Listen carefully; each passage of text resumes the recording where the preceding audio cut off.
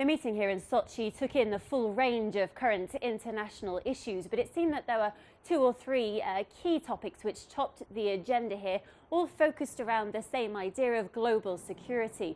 First of all, there was the discussion about nuclear arms control. You may remember that the United States and Russia have recently suspended a key Soviet-era nuclear weapons treaty. The United States had suggested that it wanted to broaden that kind of agreement, make a new agreement involving more countries around the world and more weapons systems. We heard from China's Foreign Minister today that China will not be entering into discussions about that because he said that China is already at the bare minimum of its nuclear arsenal. It will never strike first, and therefore there is no need, he said, for China to enter into any discussions about a new agreement.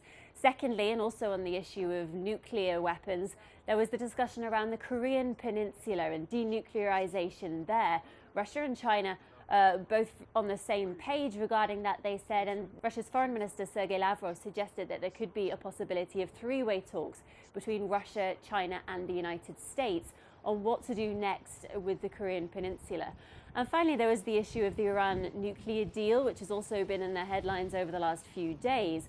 Russia and China are both signatories to that deal. Iran actually thanked them last week for staying committed to the deal at a time when the United States has withdrawn from its commitments. Russia took the opportunity today to push those other partners from the agreements, the United States perhaps, but also the European countries involved in that, saying they needed to do more, despite the pressure, he said, from the United States to fulfill their obligations under that agreement and make sure that it didn't fall apart.